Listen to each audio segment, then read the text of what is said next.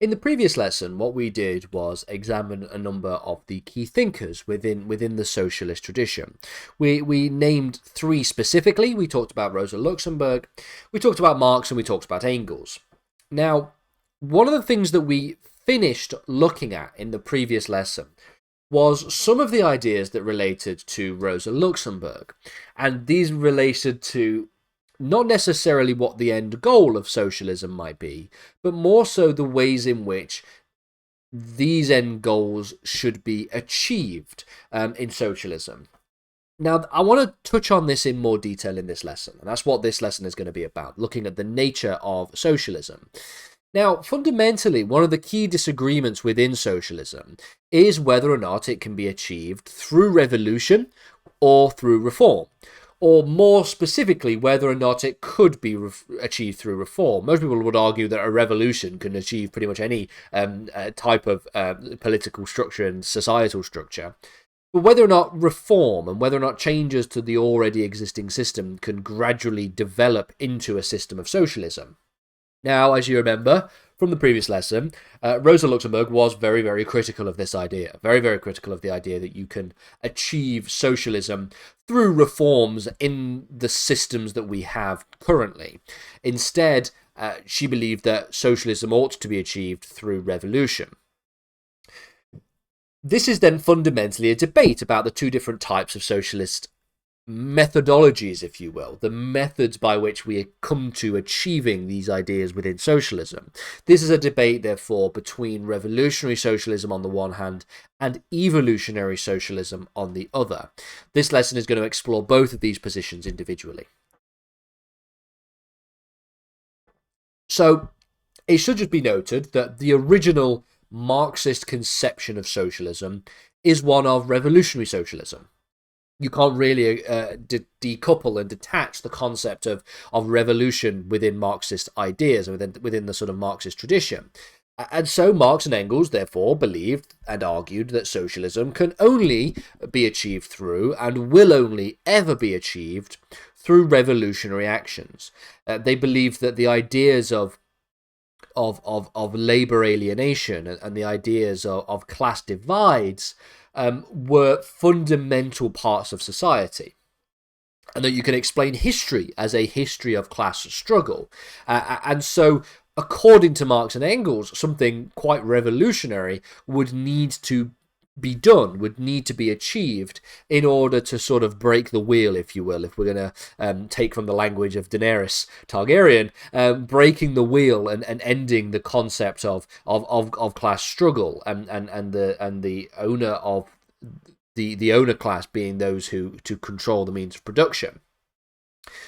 So therefore, a worker revolution would be the most important method by which socialism is implemented and is achieved. This is an idea known as bottom-up socialism, if you will. It's the workers, the working classes, who will achieve socialism. Given that it is the bourgeois, who have control of the means of production, and so the state acts in their interests, and all of these different things, it wouldn't make any sense to suggest that the bourgeois would ever accept or want to see the implementation of a worker revolution. It is only the workers that would want to do so. Revolution will come as the result of worker alienation and the growth of class consciousness as a result of the alienation from their labour.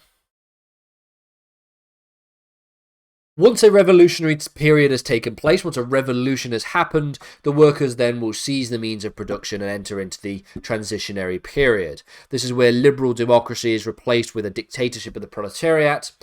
Rosa Luxemburg, who we spoke about in the previous lesson, also argued along this line that socialism cannot be achieved through the workings of the state.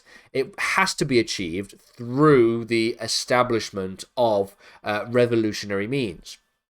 This is essentially the divide that exists, because the evolutionary socialists, who we'll get to in a second, argue and believe that the systems that are in place right now, the way the liberal democratic system works, the way capitalism works, the way parliaments work, institutions like the courts work, these are all systems that could slowly see the implementation of socialism without the need to overthrow these institutions. According to people like Marx and Engels and Rosa Luxemburg, however, this cannot be achieved through this idea.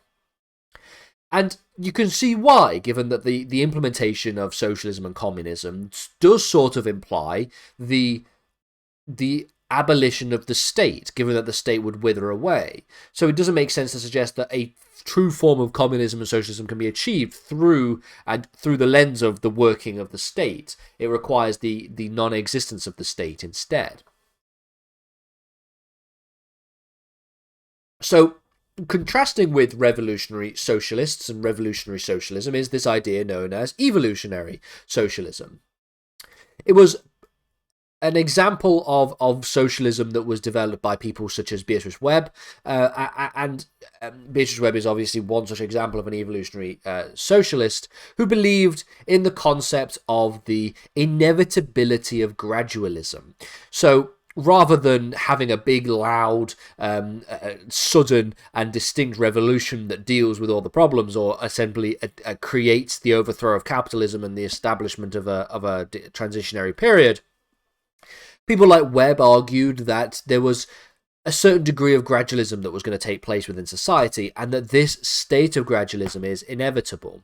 This is the idea that political democracy just will eventually lead to the transition of a state of socialism. Now, again, you might argue that this is completely antithetical to the idea of socialism, given that socialism sort of necessitates the non-existence of the state in a way, that they are kind of anachronistic in a sense. But more specifically, though, it's this idea that the move and the sort of slow march towards socialism is an inevitability, and it doesn't require any necessary revolutionary action. It is therefore the case that socialism can be conceived of and therefore can be achieved through the use of legislative and parliamentary reform. And one example of how this can be achieved is through the use of an introduction of universal suffrage. Because if everybody is allowed to vote, and if everybody is allowed to have equal voting rights, then the voices of the working class are able to be heard. Don't forget as well that some of these people were writing at a time when a lot of people weren't actually able to vote. There was a lot of disenfranchisement, and there had to be people who owned property were able to vote, and all of this different kind of things. Remember back to our previous lessons when we looked at the nature of democracy and the concepts of suffrage, and the sort of the suffragettes movement and the suffragettes and all of these different kinds of individuals. Beatrice Webb advocated for the idea that through education and through gradual legislative reform, socialism will be achieved within the context of the current state that exists, and so therefore it is something that can evolve over time rather than necessarily requiring the existence of some kind of revolutionary action.